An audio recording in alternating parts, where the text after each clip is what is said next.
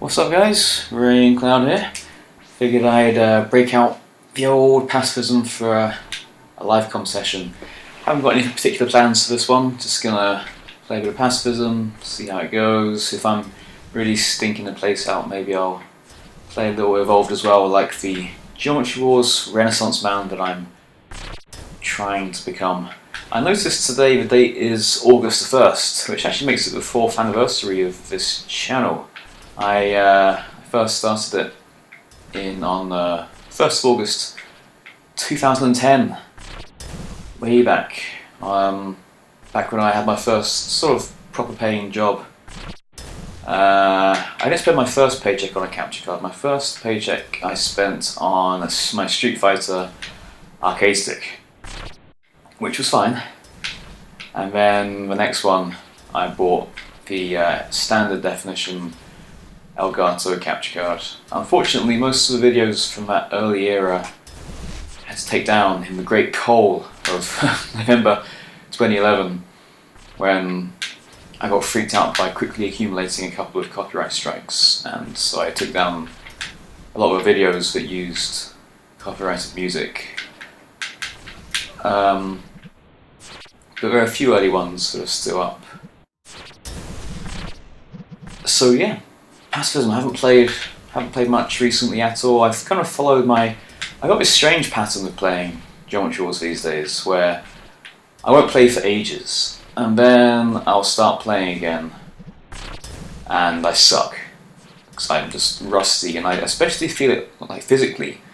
My left thumb gets very tired quickly, so I take a while to get back into playing again, and then I slowly drag myself into a semblance of competence. Like recently, I hit that nice, very nice 7 bill run, and then God, I just wasn't hitting enough gates there. Then I just stopped playing again. So after hitting that 7 billion run, I haven't really played since. Whether it's just complacency, like once I've gotten to that point, I'm feeling good again, so I don't feel like kind of putting in the hours, or if it's kind of nerves perhaps, but I've hit a good run, so my expectations are higher. I should be getting good runs more regularly, and so I get frustrated when I don't. Whatever it is, it's not a very sustainable model for hitting big scores, but that's okay. I don't think in the last live combat I did for True Skill video, which I really enjoyed doing actually. I was very nervous doing it, but it was fun. I don't think I talked much about Silverlord's 20 billion run. I can't really remember, but Jesus, Silverlord, 20 billion. I'm sure my reaction was quite similar to a lot of people when they first saw that, which was just laughter. You know, every time the Silverlord's videos, the thumbnails when they appear in our subboxes, they're quite distinctive. Oh, getting a little messy over here. Very good. They're very distinctive because he's got his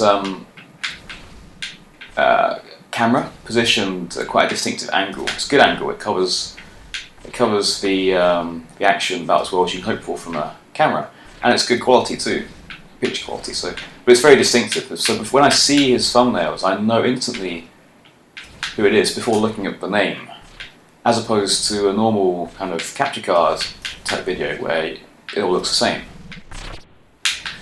So I saw that and I was like, for a split second, my first reaction was, oh fuck, the Silverlord's done something amazing.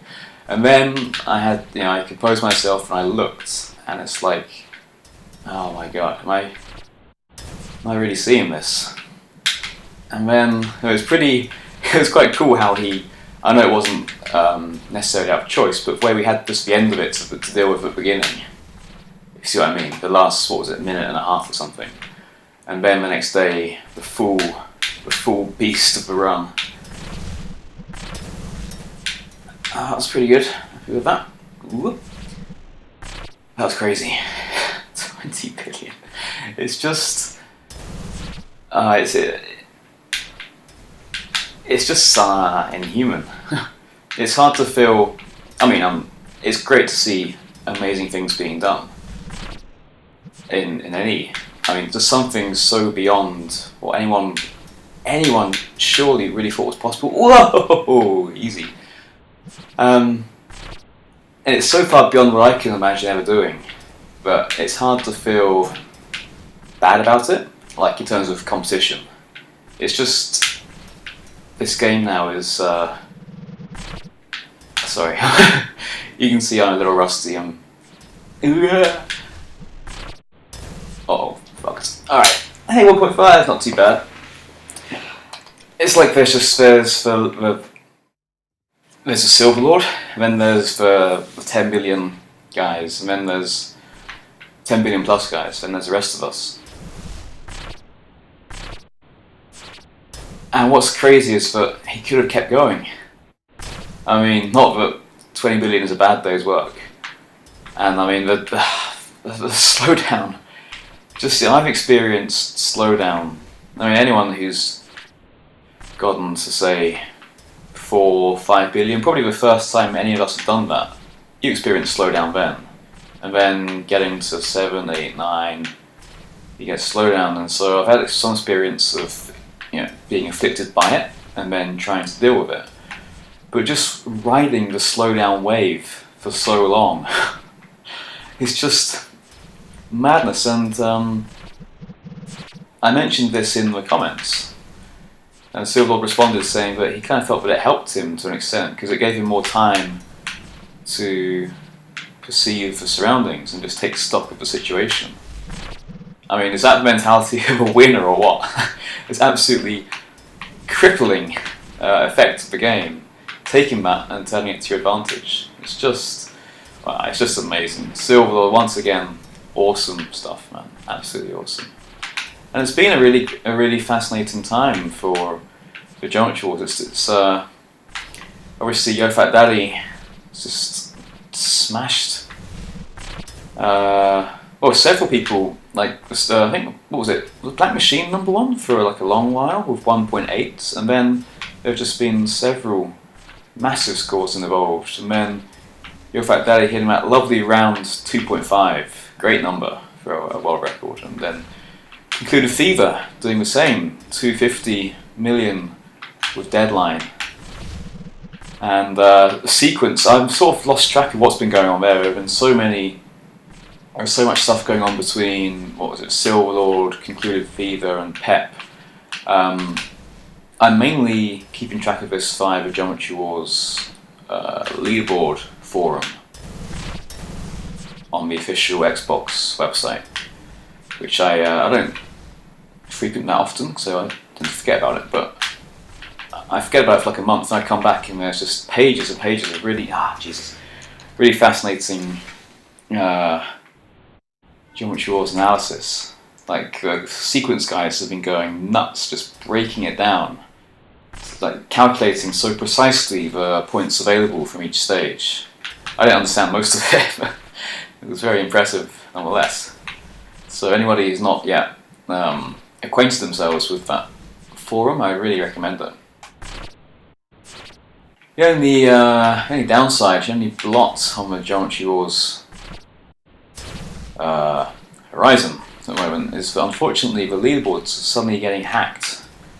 And there's always been not always, I think the first time I ever saw a hacker was back in around late 2011, I think, just when I'd been dethroned, beaten twice. My score had been beaten first by Nessarak, and then it would have been by Tindoni. So at that point I was very conscious at that time of where I was on the leaderboard. Now I've kind of, it doesn't seem so important, but back then the first thing I'd do when logging on was check the leaderboard position, see if anybody else had beaten 10 billion recently. And then one day I saw I was down to 4th place, and I was like, oh man, who's killed me this time? But it was a hacker. And that was really saddening the first time it happened, because it was such a joyously pure leaderboard for a long time. I mean, apart from old Conatus's shenanigans. That guy. But in terms of, hey, at least he was actually getting the scores, right, through brilliant gameplay. Whatever we feel about the ethics of multiple accounts, he was and remains a legendary player. But then, so apart from that, well, not even apart from that, there were no actual hackers who just were, hacking the game scores, which was great because I first came into online gaming via Call of Duty 4, and the absolute monstrosity of the leaderboards of that game completely hacked to bits, and Modern Warfare 2, of course, with the old boosters and whatnot, even worse. But Geometry Wars was very clean for a long time, but now, and then when those hackers first appeared, I reported them, and I think some others did too, to the Xbox moderators, or whatever you want to call them, and they took them down to Chinatown quite promptly. But now it just seems like there's a load of them. Some modes worse afflicted than others. Deadline is the worst, it's just ridiculous. I'm guessing because these idiots probably don't even know there are other modes, they just hack the first one they see in the game. Whoa, uh-oh. Oh, we're fine. Chillax, Cloud, Jesus. And they don't even realise there are other modes, because Sequence, I think, is the least hacked, and Long, may it stay that way. Whoa. Oh god, that was terrible. It's like I was on ice skates.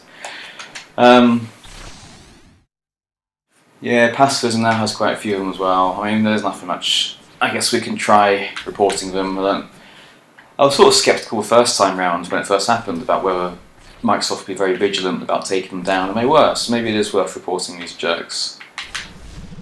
I suppose it's not a disaster in the grand scheme of things. We all know who the actual players are. It's just the motivation eludes me. Whatever excuse me, I just had Nutella on toast and it's trying to join in on this commentary, it seems. Whatever motivation is for this practice, I just don't get it. But what are you going to do? So apart from not playing Geometry Wars, there are various other games I've not been playing recently, but wanting to be playing. Got into Minecraft in a fairly big way a few months back. Minecraft was a phenomenon that had largely passed me by. My old flatmate, Reservoir Cat, first exposed me to Minecraft via legendary X's videos, X's Adventures in Minecraft, and Reservoir Cat, he got the game, and I didn't really get it, the appeal of it. It sounded like a lot of work, having to think of stuff to make and then make it. So that was that. But then recently, I sent a friend of mine X's videos. Tip gnome, I sent her X's videos, and then that caused me to watch them properly, because I didn't really pay much attention the first time around. And it seems a lot more fun, so I got the game, and I realised that the reason it's so much fun isn't so much from the building. Well, it depends what you're into, but for me at least, the building isn't necessarily the fun of it. Because I haven't really got the imagination for the building side of things anyway. Like I've followed a couple of tutorials. I built a Japanese style house I quite like. But that's not the fun of it for me. The fun of it is just the monotony of mining. There's something about it that is so almost Pacifism-like. When I first got this game, I found it very therapeutic to play with 3 Fs.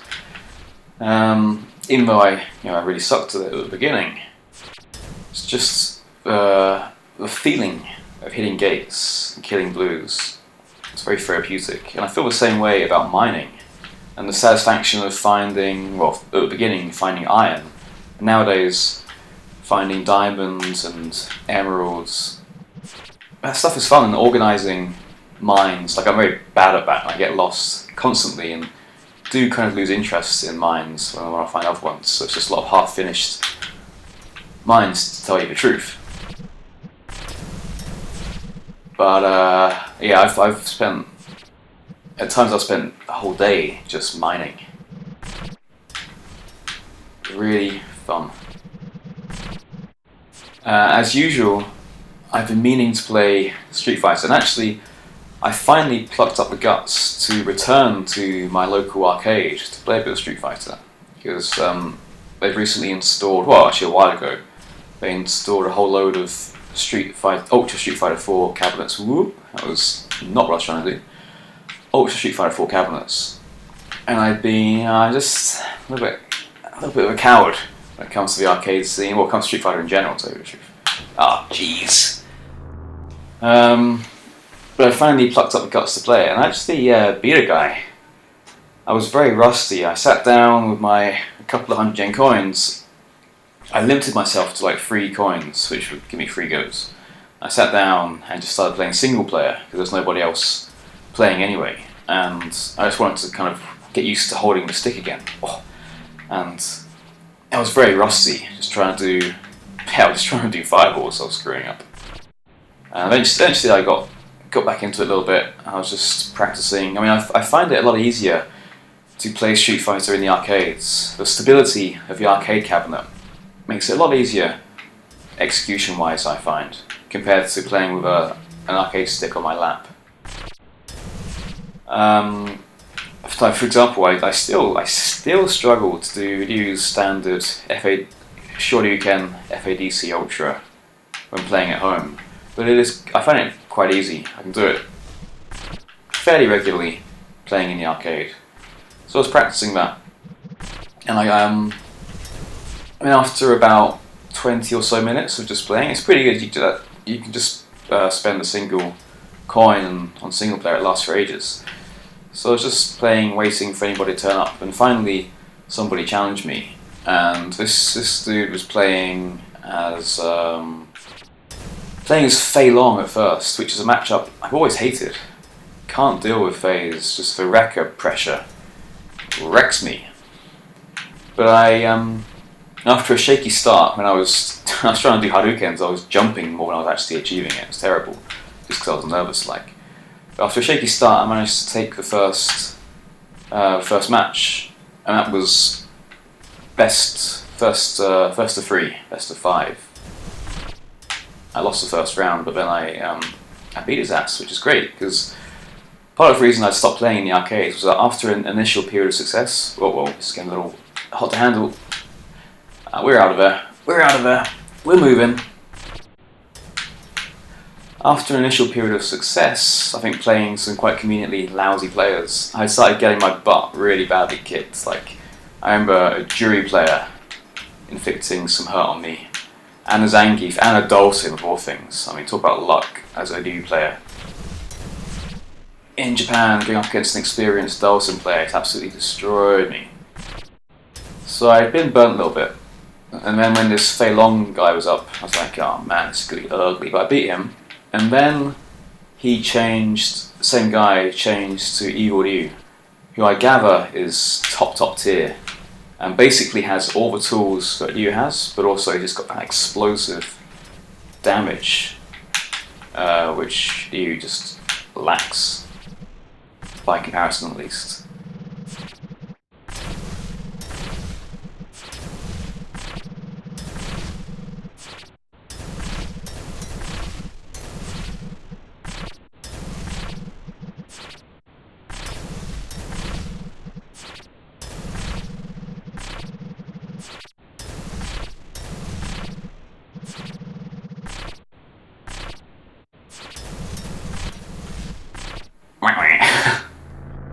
Yeah, and I haven't played since. But part of the reason for that is, afterwards, I mean, I've got an Xbox, as you can see, and I've got an arcade stick, so I was thinking I shouldn't be wasting money in the arcade, I should just buy the game. But I haven't been able to find it in the shops here. And to be honest, I haven't really looked that hard. When I want to buy a game in the store, when I'm feeling lazy and just want it that day, I tend to go to this very general electronics store, a huge electronics store called Yodobashi Camera, and buy it from there. That's where I got Minecraft. No, I bought Minecraft, so I downloaded it, but anyway. They haven't got it. They just haven't got it. So I'm meaning to look for a more like a proper game store. I don't really know which stores to look for. Like, I know a lot of retro and second-hand stores, but for a new game, I don't know. I should probably just... I mean, I've been having the same conversation in my head now for about the last month. I should just get online and buy it at a low, low price. The other thing I've been doing in the arcades recently, especially after work when I just feel like winding down a little, is playing the UFO machines, or UFO machines. Because I didn't realise, like UFO machines, you know, the ones where there are like prizes and you lower a crane first to the side and then forwards to try and grab them. I always thought the point of it is to actually use the crane to grab the prizes in a single motion, and I never won anything, or hardly ever. But it's not true. The strategy of these machines is instead to poke and prod and dislodge using one of the arms of the machine. At least that's my understanding. That's probably I should have made that. That was unforgivably wretched. That's my understanding anyway. So I've been doing that, which is I've been getting. I don't know if I've been getting better or not. It is. I think most of my success is basically luck based, but I have been winning stuff, which means I've now got an accumulation of cuddly toys in my apartment, which I'm fine with.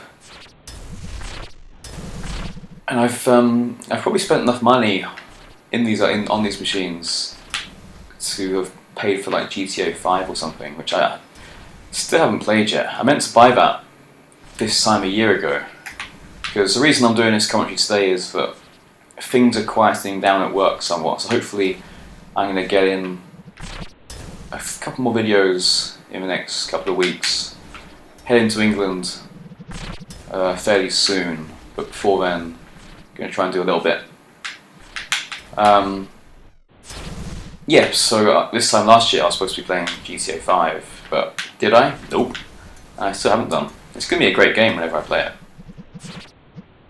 But I spent, a fair amount of money on these UFO machines, and they're so well designed to make you feel like you're always just one go away from winning the prize. Like it always looks so precariously perched on the edge of the pit where it falls into. But then it always takes another go, and another go, and another go. Yeah.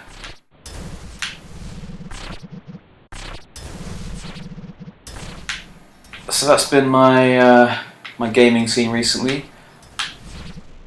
I've got a little plan worked up, a little plan in the works rather, for Pacifism, or geometry wars in general. A little collaboration that's going to hopefully happen in September, which I don't want to say any more about, but I think you guys are going to enjoy it. I know I'm looking forward to it. Definitely something I wanted to do for a long while. It looks like it's going to happen hopefully in September, all things being well, so that should be cool. Also, I've been watching a couple of channels recently. There's a channel called Strafe Fox. It's a retro channel. Really recommend that any of my subs who happen to be watching this who are fans of retro gaming, because this guy does really nice retrospectives on like Genesis or Mega Drive if you prefer era. Oh, just couldn't help it. Games like 16-bit games. He's done a couple of Saturn ones. Did a really nice. What? Okay, I did. Did a nice one on Panzer Dragoon I watched the other day. Very nice editing. Like they're just short 4 to 5 minute videos. They're just really nicely edited. And his recent videos are narrated by a guy called Chase McCaskill, which is just a fantastic name. And then Strafe Fox, drew my attention indirectly to another channel called 8-Bit Duke, who also did a really nice feature on Sonic CD, which is one of the few, or the only, old school, like, as in decent Sonic game that I've never played. Very nice review retrospective.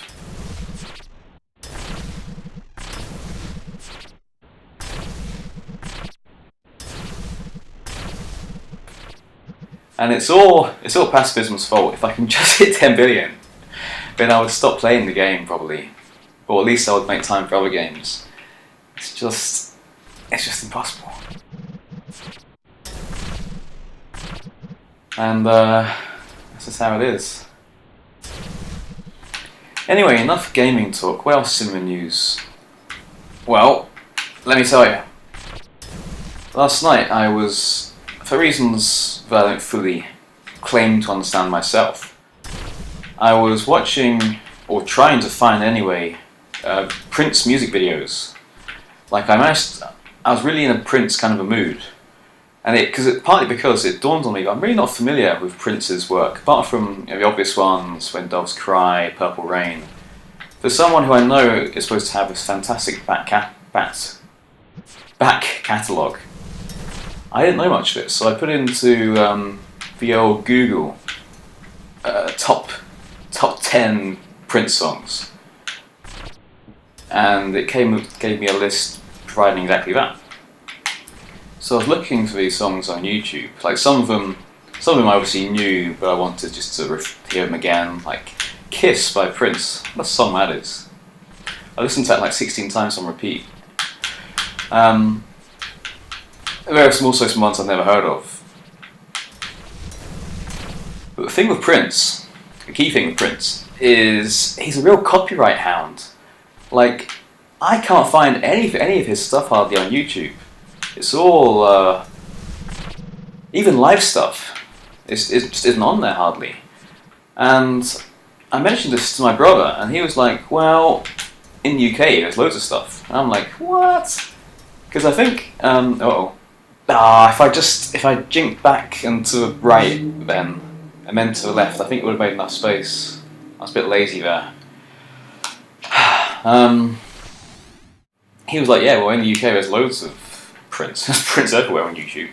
And I'm not sure if I believe this, because I'm sure I went through a similar Prince mania back when I was living in the UK, and I had the same problem. Maybe he's thinking of a different Prince. But anyway, I did manage to find some stuff. I found a nice, what was it? I can't remember the name of the song unfortunately, but it was a really nice version, a nice live version of it. I think it was quite recent. It was with a band, Third Eyed Girl or something? I don't know, it was pretty funky, and he's just a fantastic guitarist, Prince. Really, I mean, great showman. And a buddy of mine also put me onto a live performance that he did with various others, Tom Petty and others, on a tribute to George Harrison when he died back in 2004, I think it was. A cover of While My Guitar Gently Weeps. And like it chugs along nicely until Prince just goes nuts and takes it over, and it's just going crazy on the guitar and just pure showmanship. It's amazing. So all this was happening last night, and like I said, I especially spent ages listening to Kiss. It's just like a very short 3-minute song, but I just couldn't get enough of it. Great chorus. And then this morning, I woke up with a very clear sense of purpose. I was like, oh my shit. I spent all evening looking at Prince songs and finding Prince MP3s to stream because his stuff is not on YouTube. And I didn't even for a second think to look for the Prince Batman song, Bat Dance. Which, when I was a wiener, that was Prince. Like, Batman, the 1989 Tim Burton Batman. I was 6 when that came out. 6 or 7, I don't know. Something. And that film was a really huge phenomenon. Like, it's just a massively popular thing. I think it was the first ever, I'm not sure about the States, but certainly in the UK, it was one of the first 12 certificate films. Because it was pretty violent. And there's a bit where the Joker electrocutes a guy with this hilarious, deadly handshake thing, buzzer. And the guy ends up like a skeleton. It's pretty scary. Uh-oh. Oh, come on, that's it. This is right here is typical live commentary scoring. Very consistent, like billion, high 100 millions. Way more consistent than I am when I'm playing properly, but I'm just not really capable of hitting the big time when I'm talking like this. Not that I am anyway. Anyway, yeah, that film was massive. I remember I owned a pair of Batman pyjamas when I was that age. Like, I think it was a little bit of a cheap kind of product, because I'm pretty sure the trousers were just black, and that could have been anything. But the top did have the Batman logo, you know, the yellow on black bat sign. And without wanting to repeat the Timothy Dalton versus Daniel Craig rant that characterised one of my early live commentaries back in the day. You know, people go on about the new Batman being so dark. I think that the old Batman, which was also at the time the new Batman, was plenty dark, and Michael Keaton was a perfectly capable Batman. But it also had a lightness of touch to it, which I don't think anybody could accuse the Nolan Batmans of having. And this was very much embodied in the Prince video, Bat Dance, that I watched this morning. And this is just, like, I tell you, back in 1989, they did things differently. To imagine a movie tie-in video, I mean, single, official song, for a huge blockbuster film like that, being as absolutely batshit insane as that Prince video, it's kind of hard to imagine. For a start, it's like 7 minutes long, which isn't exactly radio friendly. It sounds like about 7 different songs bolted together, like dance, rap, and funk, and all kinds of stuff. It's got this crazy use of samples of dialogue from the film. It ends with, like, the video is great. It's got like Prince dressed up as Joker with various other Joker clones, and lots of Batmen dancing around. I think also some sexy-looking Bat women, and loads of Vicky Bales.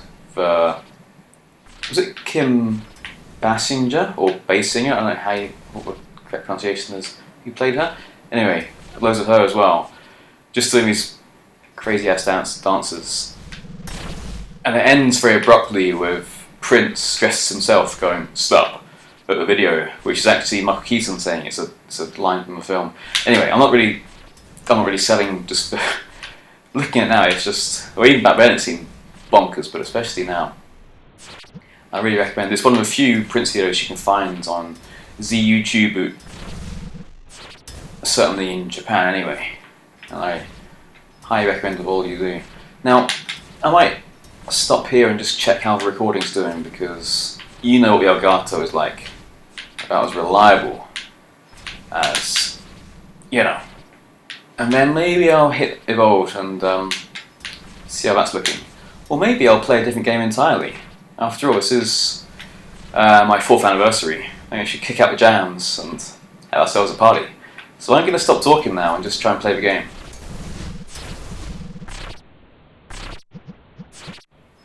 And resist the urge to sing When Doves Cry.